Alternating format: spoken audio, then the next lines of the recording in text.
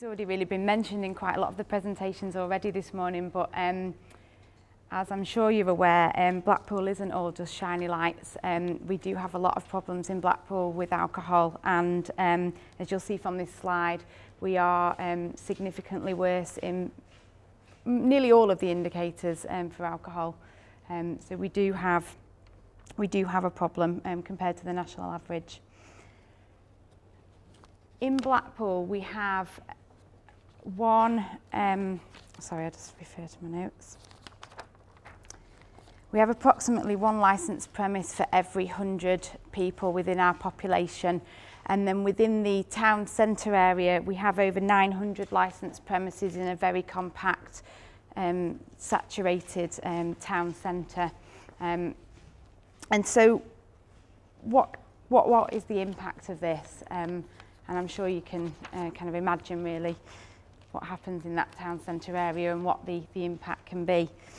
We have a very busy A&E department at Blackpool Victoria Hospital, and there's also a lot of hidden consequences of the alcohol-related incidents that happen within the town. And I know this is obviously probably similar across other areas, but the fact that we're just so compact in that town centre increases these issues for us. So there's an increased demand on our already very stretched emergency services, increased waiting times in A&E, impacting on our waiting time targets for A&E department. The hospital staff having to deal with that violent crime and violence that's come about from mainly alcohol on Friday and Saturday nights in particular, and that potential for hospital bed blocking as well. So what did we do about all this within Blackpool? So our response was to introduce the Night Safe Haven, and as I said, that was back in 2011. It's a multi-agency partnership, and it's a hub to support individuals within that nighttime economy and give them that safe place that they're able to go to. The aim of the project is to reduce the number of alcohol-related crime and disorder, number of victims that are affected by alcohol-related crime and disorder within the town. Also looking at reducing hospital-related admissions, which is one of the main reasons that the project was set up. As I said, it provides that safe and secure environment for people within the town centre to go to. It provides immediate access to medical support and treatment. And it's also a place to recover and for vulnerable people to feel safe that they can go to this central point. So I'm going to pass over to Dave, who will tell you a bit more about the service itself. Professor Gilmore's made me feel a bit of a fraud really, because I've just advocated my lad's just come back from tea in the park and he probably hit every statistic on there that you've just brought up, so I feel quite a fraud really because I let him go. The provision, now I was from the onset of this Night Safe Haven, and quite selfishly the reason that the Safe Haven came about from my perspective was I have two children, both drink unfortunately, but we try and restrict that, and obviously as they're 18 and 21 I have little powers over that other than when they're at home. But my daughter at the time was going into Blackpool, and I've lived in Blackpool all my life. It's a safe town, it's a great town, I wouldn't live anywhere else. It's got a lot going for it, but it has its problems. And the first thing I wanted to do was I wanted to make sure she was safe, and I've ruined both my children's lives because I've got a story for everything they want to do. Buy a trampoline, no, you break your neck. Get a scooter, you need a helmet. So I've ruined their lives. But so going into town was even worse. So I said to her, I need to watch you. When you're going into town, I'll be working. Dad, stay away from me, it's not cool. So I thought about that, and then at the time they had a helping hands bus or a bus, which was a provision that was on the town centre Friday and Saturday nights. It gave out advice, sexual health advice, signposting for mental health. And I kind of looked at that and thought, you know, we can enhance that somehow. So together with the police, we got together and we came up with a safe haven, a night safe haven, and within public health. And the idea there was we wanted a focal point. Selfishly for me, from an ambulance perspective, is I'm sending vehicles into the town centre all the time for what are avoidable incidents, and we needed to try and look at how I can free up ambulances.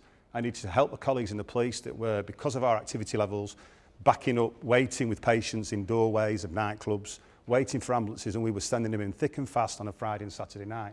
So the Safe Haven was kind of born from that. And originally, and the reason for this picture was, it was a large single-decker bus with some availability to go in and some breakout rooms. But the problem with that was we restricted on just simple logistics of getting a driver who were prepared to stay all through the night. So we ended up getting, with Public Health, some funding, and we built this kind of dedicated vehicle which just looks at the provision. And the idea there is just for those clinicians in the room, we've got a clinical area that's nice and clean, we do the minor injuries, we've got a bit of a breakout room at the back with 2 kind of assessment beds for people that are a little bit too far gone with alcohol. It's not a drunk tank, it's important to say. We've not advocated a drunk tank in Blackpool. This is around provisions of people still being able to look after themselves but need some help. And then we've got other opportunities. We have an external TV cover. We open out and give public health advice. Legal highs, which we've just had a bit of a blip with recently, we're going to give advice around that. So that was how really the provision came, and we enhanced it. And that's just kind of a schematic drawing of it inside.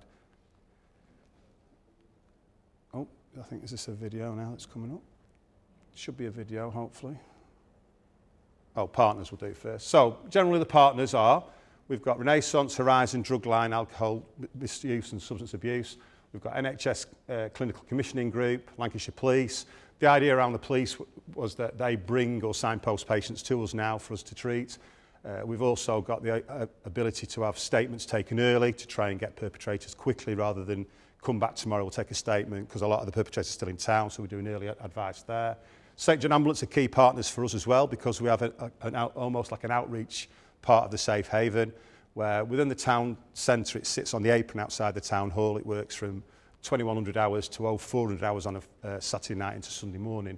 And the idea being there is it's really anything in eye-line that we deal with, or people come to us, but we'll also outreach and send St John as like a snatch team, if that's what you want to best put into it, to go out and bring patients back to us that meet certain criteria. And within that, we've also got practice nurses on board now, which we've enhanced again, which we'll look into the future, doing some minor injuries. We've also got, like I say, Horizon, Drugline. We give all sorts of advice around kind of sexual health. We give out condoms, water, foil blankets. We have a safer taxi scheme for those people that come to us. We don't advertise that because that would just be a free scheme and I'd be going to get my taxis. So we don't advertise that per se, but somebody comes that's got no money, can't get home, we can start looking at that provision to give them an opportunity.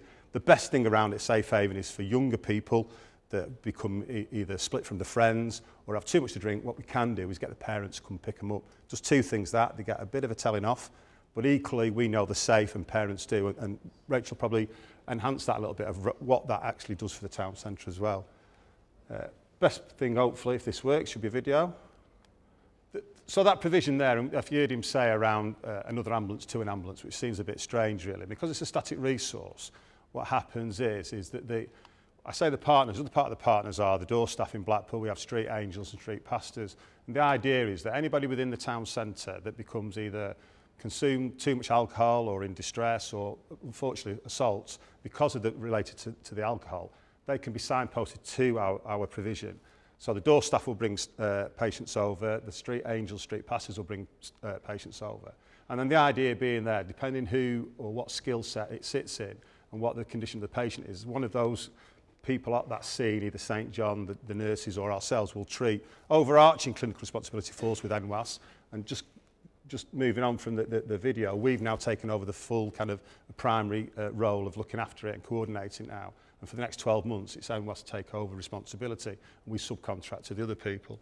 And the idea being there is that by freeing up ambulances that are coming into the town centre all the time to treat patients, what we'll do, we'll hold them at that provision with appropriate care. And then obviously as we're stacking up jobs anyway, because we're busy per se in the NHS, we know that they're safe and not in doorways. It also allows the police officer that's brought somebody over to be freed up then to go back and do what they're paid to do. So the whole provision works really well. Now, looking at the surveys, we're obviously auditing now because we need to quantify whether it's of any use and how much money it's saving and what's the benefit to the patients. And really just looking at that, the main people that come in obviously are alcohol use and overconsumption. We've also got general health advice, and part of the Safe Haven isn't just around treating the medical patients, but also it's about giving appropriate advice to other people around what they can do. We signpost them, as I say, to mental health, to sexual advice, around other issues that they can go and see, and we give them contact numbers, and we can give a lot of advice on the day. Equally, the alcohol use, we treat the patients there, a lot of assaults, and if they're able to go home and be discharged, that's brilliant. What's not quantifiable is the people that we speak to that we advise to go home that don't then become victims of alcohol-related crime or perpetrators of crime. So that's a bit, at the moment, we're trying to drill down to that, and some evidence that I'll give you in a minute. So really, we give a lot of directions. That seems stupid, really, because most people say, where's the tower? It's the big 500, whatever, 15 feet thing. It's dead easy. I've got used to just saying it's over there. It's never over where I point. But we get a lot of advice, and a lot of the people that become victims of crime within any town are people that get lost and split up from their friends. We also offer kind of foil blankets in the winter to try and keep them warm. We offer some slippers for the ladies who either lost the shoes or actually can't walk anymore because the shoes are so high. We offer all sorts of different advice, and just somewhere, if they want, they just come and have a sit and a chat. So it really does work out. And every night, at the moment, we're averaging around 5 deferred patients away from A&E. The issue is, as an ambulance service, generally, we're doing that. That's part of our role in the wider health. We're trying to stop people going to A&E, and we have acute visiting services where we'll defer patients away from A&E. What it does mean is the patients that we tend to take to A&E are very poorly because we're dealing with the minor injuries outside. But we have a lot of patients that come on, and it is a provision that I'm passionate about, but it really does work. So at the moment, like I say, we're averaging about 5 deferred patients a night at the weekend, and then about 50 or 60 people that come in through the provision. So that's that one. So if we look at the proportion of clients that come, part of that audit, we need to know if we weren't there, what would they do? So of the ones that come to anybody that comes to the Safe Haven, we ask certain questions, and one of the questions is, what would you do if we weren't here? 72 of those patients that we surveyed said we would ring 999 without a doubt. We've got attend to A&E themselves, go home, GP, walking centres, another. So what we're trying to do all the time is gauge what people would do if we weren't there and what if we were there. The issue now is when we're not there, we have to make a big issue about not being there. We're actually there 30 weekends in the year, and we pick specific red weekends with intelligence from the police and ourselves. Farmers weekend, when the young farmers come over, that's a weekend we work. They like to go out, they have a good time, but they like to have a really good time, and we need to be there to make sure. And also the illumination switch on. We tend not to work surprisingly on the New Year's Eve, and the rationale behind the New Year's Eve is that a lot of the people that work on there, St John and Horizon, are volunteers, and obviously they want to go out on New Year's Eve. And equally as an ambulance service, we are run off our feet on New Year's Eve, and it's quite intensive to put a frontline vehicle stationary there, although it's now part of our rota. So the Safe Haven offers a multitude of different opportunities for patients to come on, not just medically ill patients, but also patients that, just like I say, have lost or need some help and assistance. So areas of development. So we're doing a more robust, since we've taken over, obviously as all, and I was just watching before about statistics, you can almost convert them in anything you want. As an ambulance service, we are just full of statistics, and it's the bane of my life. I've had 20 emails this morning telling me how good I am or how bad I am, what my sickness is like, what my sickness should be. We're full of them, but we understand the need for doing that. So we've got a more robust data collection. Increase the medical provision, that's going to be a difficult one. We've got community nurses now that are brilliant. We've got St John. I always put a frontline paramedic on there to deal with the patients. But I think we might be missing a trick, and that's around maybe we're trying to do a rotation with some of the doctors at A&E so we can deal with some of the more minor head injuries, because head injuries are a problem, and we've got really, they all go into A&E because we can't kind of signpost them off. So we're looking at whether we can increase that. Better vehicle. The vehicle we've got currently is only 12 months old, 18 months old, and already we're noticing that there are bits of the vehicle that we could enhance. But a lot of that's around the size of vehicles and just simple logistics of you've got to have somebody to work it. Drunk tank, well, it's a questionable. If you ever watch the London episode, they have a drunk tank there where they have basically ambulances going around, picking drunks up from the street, taking them back to a safe haven, if you will, which is normally a shop front. They go in there and then they lie them on the floor. They do obs throughout the day and then discharge. For ambulance service, our clinical director's not an advocate of that, and the reason for that is underlying conditions. Is it a posterior stroke, is it a frontal stroke? We don't know, and he's not at the moment. We won't be pushing for drunk tanks. We may do a kind of minor type of drunk tank where we hold patients that we know are under the influence but still have some capability. But the Safe Haven kind of does that a little bit, but we are very specific. It is not a drunk tank. We're on a one-year pilot at the moment for us looking after it as kind of the main commissioners or public health commissioners, and we're the prime provider. And then we're doing further evaluations and more regular updates throughout the year, which we kind of, when we first started, we didn't do, and we're enhancing that all the time. Just getting feedback. It works well for the town. There are some negativities from some of the nightclub owners that saying we flood the area with yellow jackets. The issue is yellow jackets do prevent issues happening in that area. Does it dilute and go somewhere else, I'm not sure. We aren't seeing that, and if the police were here, they'd show you that the statistics for violent crime in the town centre has dropped substantially since we started that in certain boroughs, but we are starting to move forward on that, so we just need some more evidence. So yeah, as Dave has mentioned, we're now in a one-year pilot with NWC as the lead provider, and what we want to use this for is to really gather more data so that we can build our case as to where the cost savings are and where this then might be funded in the future, because it isn't something that public health can continue to fund, and it's looking at where the cost savings are and how that might benefit other organisations and our partners that we mentioned earlier. So it is quite difficult for us at this stage to kind of quantify the cost savings, because I think there's a lot more cost savings than what's shown here on this slide. These are purely the cost savings for the medical interventions that are delivered by the Night Safe Haven. So they're, I would say, on the much lower end of the scale in terms of cost savings, and I think there's a lot more cost savings that come from this kind of provision. So we have had to make some assumptions, and this is based on we can only assume that the Night Safe Haven deflects patients that are at the least severe cases from A&E. So that would then mean the lower cost patients, if they had have gone to A&E, it would have been on the lower tariff. So I think what I'm trying to say is we've still got more work to do around the cost savings, and I would say this is probably a much higher cost saving than we can show at the moment with the data that we've got. Thank you very much.